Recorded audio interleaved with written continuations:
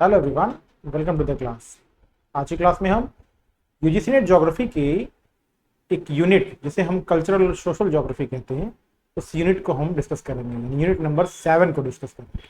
ठीक है, स्टार्ट करते हैं। Unit number 7, cultural and social geography, सामाजिक और सांस्कृतिक भूगोल। इसमें दो पार्ट हैं। एक है संस्कृति की संकल्पना यानी कल्चरल ज्योग्राफी, और दूसरा है सोशल ज्योग्राफी। तो पहले कल्चरल ज्योग्राफी के सेक्शन को हम देखते हैं।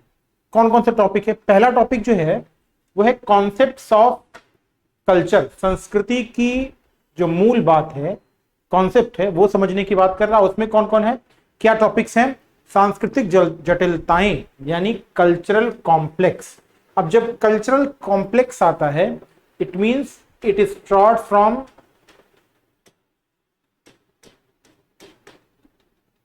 हिस्ट्री ऑफ कल्चर की हिस्ट्री से स्टार्ट करते हैं। ठीक है, वहां से शुरू करेंगे। फिर क्षेत्र एवं प्रदेश, एरिया एंड रीजन। अब ये एरिया एंड रीजन किसके? On the basis of culture. On the basis of culture, area and region, यानी जो एरिया और रीजन हम पढ़ेंगे उसमें मेन थीम क्या है? वो कल्चर है। नेक्स्ट, कल्चरल हेरिटेज, सांस्कृतिक विरासत। हिंदी में क्या कहेंगे इसे हिंदी में कहेंगे सांस्कृतिक विरासत। सांस्कृतिक विरासत मतलब डेवलपमेंट ऑफ कल्चर। जब हम डेवलपमेंट पढ़ेंगे तो एंशिएंट से लेकर के मॉडर्न एरा तक की बात पढ़ेंगे। फिर है कल्चरल इकोलॉजी यानी सांस्कृतिक जो कल्चर है, उस कल्चर में जो इकोसिस्टम या इकोलॉजी है, इकोसिस्टम में इकोलॉजी कहेंगे। तो सांस्कृतिक इकोलॉजी यानी सांस्कृतिक पारिस्थितिकी। अब जब कोई टर्म आए पारिस्थितिकी, तो कैसे इस बात को समझेंगे? जब पारिस्थितिकी इकोलॉजी कहेगा, इट मींस ये क्या है? स्टडी। अब ये स्टडी करेगा, किसकी स्टडी करेगा? Study of interaction, cultural components के बीच के इंटरेक्शन की स्टडी, वो क्या है? इकोलॉजी। मतलब कल्चरल इन्वायरमेंट कैसे फॉर्म हुआ, कौन कौन से उसके कंपोनेंट हैं, क्या किसका इंपैक्ट है, ये किस में समझेंगे हम? ये कल्चरल इकोलॉजी में। फिर कल्चरल कन्वर्जेंस यानी सांस्कृतिक अभिसरण।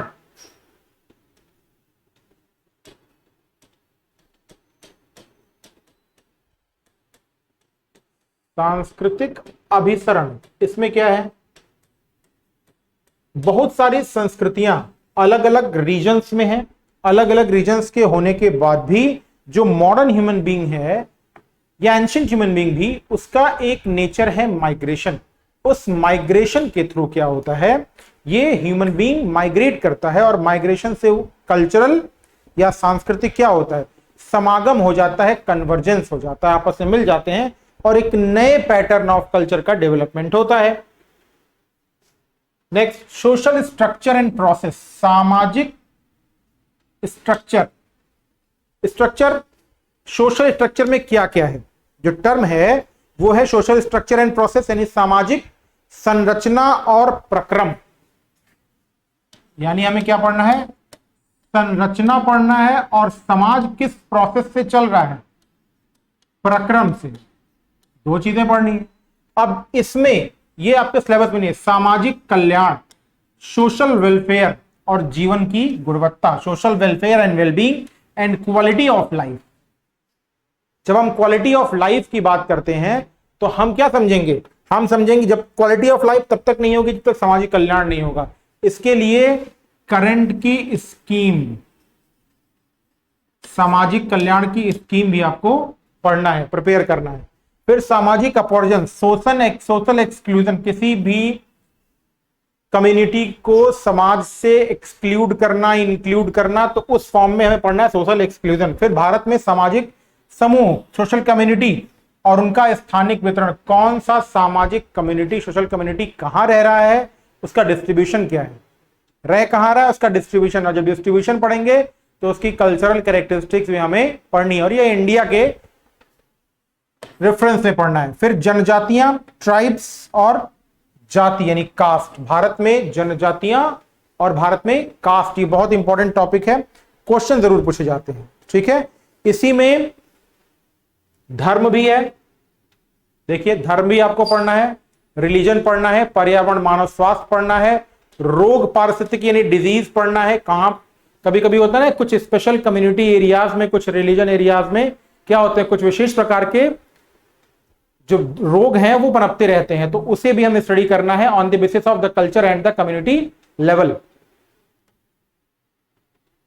चलिए, फिर पोषण स्थिति, न्यूट्रिशन। अब यहां पर क्या है, यहां पर स्कीम्स और पॉलिसीज, स्कीम्स और पॉलिसीज दोनों पढ़नी, कौन कौन सी स्कीम है, कौन कौन सी पॉलिसीज हैं। धर्म, रिलीजन, अब इसमें कभी कभी मॉडर्न कॉन्सेप्ट, अब मॉडर्न कॉन्सेप्ट में क्या है, जो कंडीशन अभी है उस कंडीशन पे लेकर भी असर्शन, रीजन, मल्टीपल स्टेटमेंट के क्वेश्चन बन जाते हैं, पूछे जाते हैं।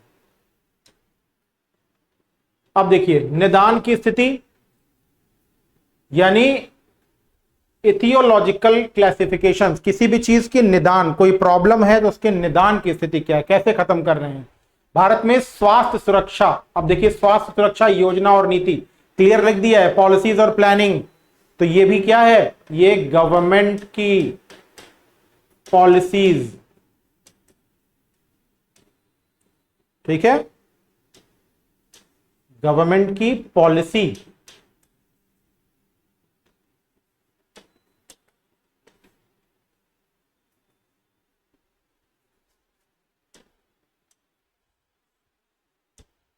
स्कीम्स एंड पॉलिसीज,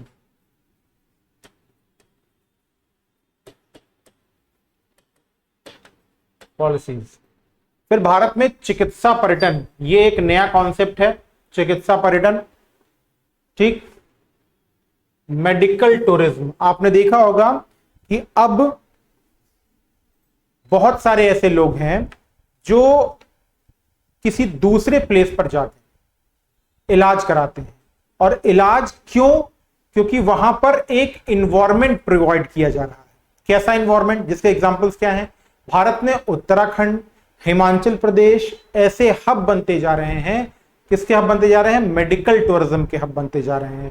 हरिद्वार इसका बड़ा सेंटर है जहां पर लोग जाते हैं, उस एटमॉस्फेयर में रहते हैं, इलाज भी करवाते हैं और टूरिज्म भी। इसके अलावा बड़े बड़े शहर भी जो हैं वो क्या है, वहां लोग इलाज भी कराने जाते हैं और फिर क्या करते हैं, वहां कुछ दिन रहते हैं, घूमते हैं। तो चिकित्सा टूरिज्म के साथ बहुत इंपॉर्टेंट हो गया है, स्पेशली अर्बन एरियाज और हिल एरियाज के रूप में। अब देखिए दूसरा पार्ट इसका है पॉलिटिकल ज्योग्राफी। पहला था सामाजिक भूगोल, अब है पॉलिटिकल ज्योग्राफी। सामाजिक भूगोल में स्कीम्स, पॉलिसीज बहुत इंपॉर्टेंट है। अब देखिए इसमें क्या है, यहां पर आपको ज्यादा क्या मिलेगा, यहां पर आपको ज्यादातर मिलेगा कॉन्सेप्ट। आपको कॉन्सेप्ट पढ़ना होगा,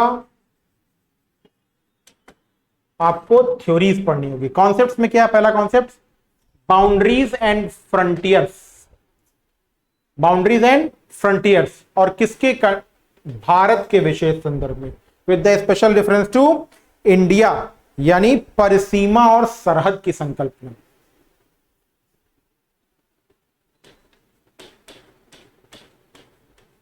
परिसीमा तथा सरहद की संकल्पना।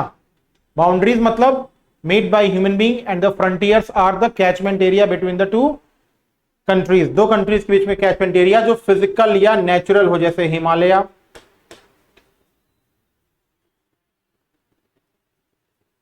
या कोई रिवर। फिर हार्टलैंड एंड रिमलैंड कॉन्सेप्ट। अब जब हार्टलैंड और रिमलैंड कॉन्सेप्ट आएगा, देख मैंने क्या कहा कि हार्टलैंड और रिमलैंड की थ्योरी, यहां पर क्या पढ़ा आपने, कॉन्सेप्ट, और यहां पढ़ेंगे क्या, हार्टलैंड और रिमलैंड की थ्योरीज। फिर trend and developments in political geography, political geography में जो ट्रेंड्स हैं और डेवलपमेंट है, यानी राजनीतिक भूगोल की जो प्रवृत्ति है, नेचर क्या है पॉलिटिकल ज्योग्राफी का, और दूसरा राजनीतिक भूगोल की विकास और उसकी प्रवृत्ति। फिर ज्योग्राफी ऑफ फेडरलिज्म, जब तक आप फेडरलिज्म को नहीं समझेंगे, किसी भी कंट्री की पॉलिटिकल टाइप को, यानी पॉलिटिकल सिनेरियो का एक टाइप है फेडरलिज्म, संघवाद का भूगोल। भारत क्या है, एक संघ है।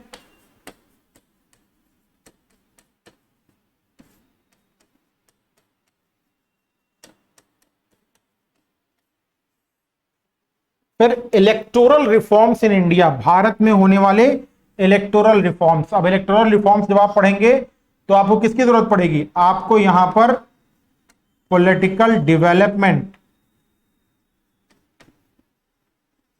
जो राजनीतिक विकास हुआ है उसमें कैसे पॉलिटिकल स्टेटस, भारत में निर्वाचन, इलेक्टोरल रिफॉर्म्स कैसे डेवलप हुए, और कभी कभी पूछ लेता है कि नीड्स है या नहीं है। तो नीड्स है या नहीं है, इसके लिए आपको अपना एक कॉन्सेप्ट बना के रखना होगा कि हां ये प्रोसेस हो सकता है। जैसे मुझे ऐसा लगता है कि अब पार्टियों के टूटने, मेंबर्स के दूसरे पार्टी में मर्ज होने, इस पे भी कुछ रेगुलेशंस बनने चाहिए। Next, determinants of electoral behaviour. Electoral behaviour किसके बिहेवियर की बात कर रहा है, किसके व्यवहार की बात कर रहा है, ये बात कर रहा है निर्वाचक जो है ना,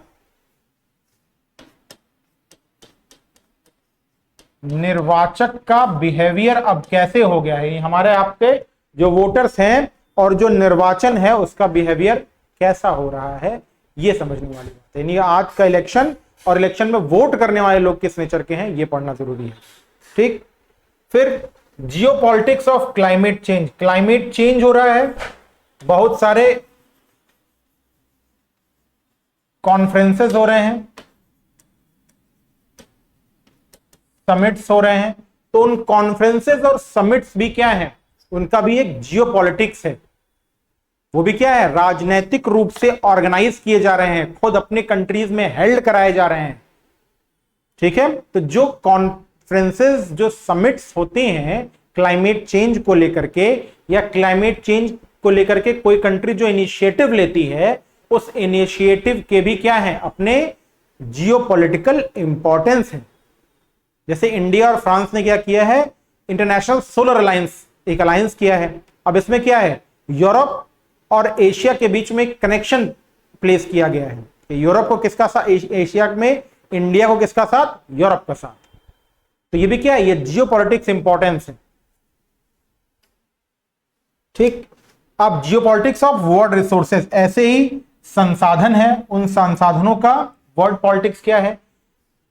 वर्ल्ड पॉलिटिक्स ऑफ रिसोर्सेज के लिए दो बड़े इंपॉर्टेंट प्लेसेस हैं, एक रिसोर्सेज ऑफ इंडियन ओशन और इंडियन ओशन की जियोपॉलिटिक्स, और दूसरा है Mediterranean Sea and the geopolitics of the Red Sea, लाल सागर का geopolitics, geopolitics of the route via Red Sea to Europe and the place and the seas in the Mediterranean Sea. Mediterranean Sea और उसके सागरों का जो geopolitics है बहुत इंपॉर्टेंट है। इंग्लैंड जैसा देश जो बहुत दूर है, वो भी मेडिटेरेनियन सी के जियोपॉलिटिक्स में बहुत इंटरेस्ट लेता है।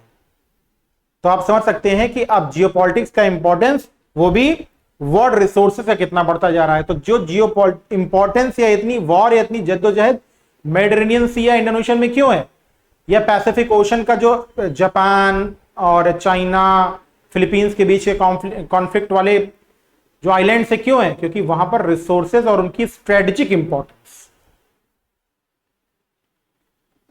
Next, geopolitics of Indian ocean, देखिए इसकी बात हम कर रहे थे, geopolitics of Indian ocean, Bharat में हिंद महासागर की जो प्रमुख जियोपॉलिटिक्स है, सब कोई पहुंचना चाहता है इंडियन ओशन में, क्योंकि इंडियन ओशन 3 कॉन्टिनेंट्स को साधता है, और 3 कॉन्टिनेंट्स में एक ऑस्ट्रेलिया को छोड़ दिया जाए तो ज्यादातर अंडर डेवलप्ड और डेवलपिंग कंट्रीज है, मतलब वहां पर फ्यूचर बहुत ब्राइट है। अफ्रीका, एशिया और ऑस्ट्रेलिया, तो ऑस्ट्रेलिया तो डेवलप्ड में हो गया, लेकिन एशिया का जो साउथ एशिया है जहां पॉपुलेशन ज्यादा है, मतलब बड़ी मार्केट है, और एशिया जो रिसोर्सेज में रिच है, तो एक तरफ मार्केट, एक तरफ रिसोर्सेज, और दूसरी तरफ connection to Europe via Red Sea. अगर ये प्रोसेस है तो फिर कोई क्यों नहीं चाहेगा कि हम इंडियन ओशन में हमारी प्रेजेंस हो। फिर रीजनल ऑर्गेनाइजेशन एंड कोऑपरेशन, क्षेत्रीय, सार्क आपको पढ़ना है, आसियान पढ़ना है, ओपेक पढ़ना है, ईयू पढ़ना है, क्लियरली दे दिया है, सार्क, आसियान, ओपेक और ईयू। क्वेश्चन इन्हीं चारों में से आएगा क्योंकि आपके टॉपिक में है। New politics of natural resources, अब प्राकृतिक संसाधनों को लेकर भी क्या हो रहे हैं, नव राजनीति, कुछ नए टाइप की, जैसे मैंने किसकी बात की अभी, आईएसए की बात की, इंटरनेशनल सोलर अलायंस की बात की। ये क्या है, ये एक नए तरह की पॉलिटिक्स है, और खुद एक वन वर्ल्ड वन ग्रिड का कॉन्सेप्ट जो आ रहा है कि एक देश एक ग्रिड, मतलब सारे देश क्या हो, एक ही ग्रिड में जुड़ जाएं बिजली की, सबको बिजली मिले। तो इस तरह के कॉन्सेप्ट क्या है, ये नियो पॉलिटिक्स का एग्जांपल है।